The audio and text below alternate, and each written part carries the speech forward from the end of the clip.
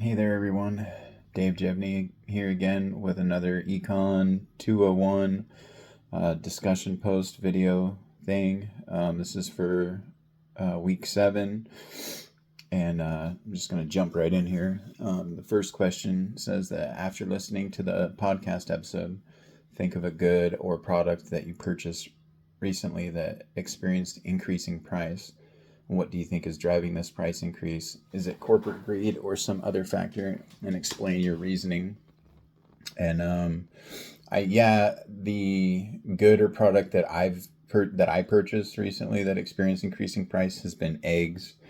Um, I noticed that the price has gone way up, and I actually normally get a lot of my eggs from the local food bank, the mobile market, and I don't know. I want to say the last like 4 or 5 weeks they haven't had any at all, and so I've had to go to the grocery store to buy them.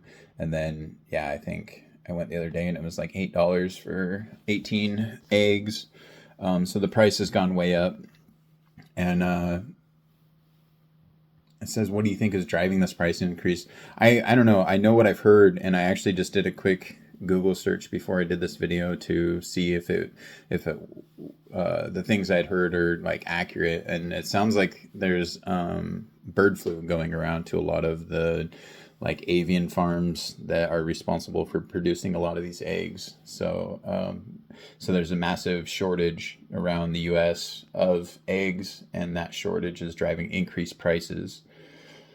So as far as the next question, is it corporate greed or some other factor? It sounds to me like it's some kind of an other factor. But one of the things that they did talk about in that podcast that I found interesting is, the idea of like quote unquote corporate greed, and the lady in the podcast even said is that like, well, what we call it as economists or people they say we call it maximizing profits. And as I was listening to that podcast, I kind of like penciled in underneath that it's just like any excuse to raise prices, right? Because they're constantly seeking to maximize profits. So yes, I understand that there's like this bird flu going around and there's this shortage of eggs. But I wouldn't doubt if there's some big wig at the in the egg market who's behind it all, saying, well, this is just a good excuse. We better raise the price just a little bit more because it's a good excuse to raise the prices, and they kind of want to constantly be maximizing those profits. So yeah, I think that while there might be a little bit of that corporate greed or that maximizing profits, I think it's mostly due to the bird flu going around. And then the second question or part says, after the article on price gouging, do you agree or disagree with the laws that prevent price gouging and why? And I disagree with price gouging laws. I really liked that article. And the reason why I disagree with price gouging laws is because I think that anybody who's going out on their own to open a shop or a store or to participate in a free market, and that's kind of the idea behind the free market, right? Is you should, I feel like you should be able to charge any price that you want. um, you know I think any reasonable person who's in the market, though, is going to ask themselves these questions, is like, how much can I charge and not have people hate me? How much can I charge and still actually sell things and make a profit? So, as far as like price gouging, I don't know. I feel like there shouldn't be any laws preventing it, because people should be able to kind of weigh all of the choices and the options for themselves. And then, when you talk about, um, price gouging in front of a natural disaster or something like that, I mean, I feel like the increased price at that point really just reflects the value of that product itself. When you're preparing for a hurricane or for some other natural disaster, like basic goods and foods and things like that are much more valuable, and so the price should be significantly higher. And then it's your choice at that point as a consumer of that good, whether you want to get gouged, whether you want to pay that increased price or try to find it somewhere else or to figure out how to go without it. But it says, who gets, oh no, how much is too much profit? Now that part, I think that there is a certain point where it's just greed, and you can make so much profit that it just doesn't even make sense. And what are you going to do with all that money? You're going to make a bed out of it and sleep on it? Like it just doesn't make sense. So I guess specifically to answer that question, how much is too much profit?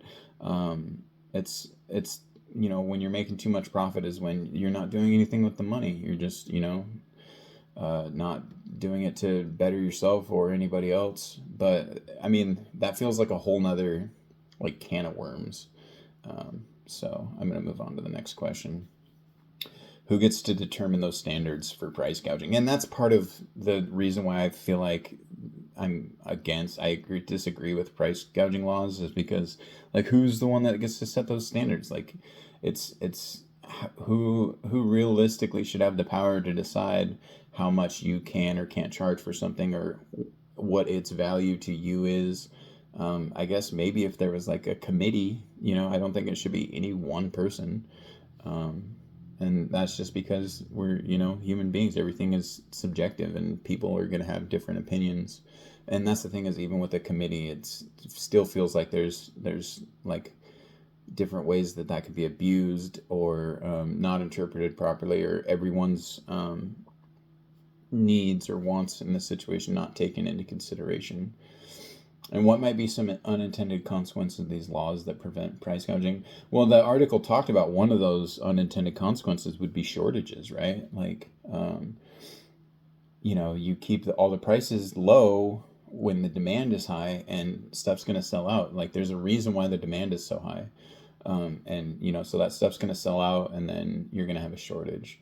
And then people who need the thing, even when they're willing to pay whatever they need to because they need it, that it's not going to be available. So it's like, I don't know. Question number 3, should ethics and morality be considered when a company is making profit maximization decisions? Why or why not? And I feel like, yeah, there should always be ethics and morality in business decisions, and when making profit maximization decisions. What are those decisions gonna mean for other people? And can you give some real world examples from your personal life and experiences? I don't know, my personal life and experiences, my mind goes to like the Safeway near, I grew up in Port Townsend, and the Safeway, our local Safeway, was always it was like one of the better jobs that you could get locally, because they treated their employees good. They have a union, they're well paid, they get retirement and things like that, comparatively for like other jobs that are available. So like they treat their employees good. I feel like even though they don't always have the lowest prices, like they treat their customers good, they pass on savings to their customers when they can, but then at the same time they have a solid business model, so that at the end of the day that Safeway's not going to like shut down or close, and that you're going to have a supermarket available that's going to have the things that you want and need.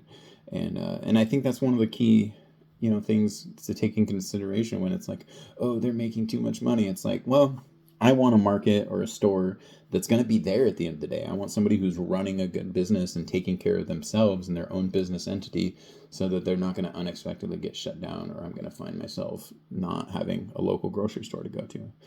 So, sorry this video ran over about a minute, but cheers everyone, and look forward to seeing all of your discussion posts, responses, and replies.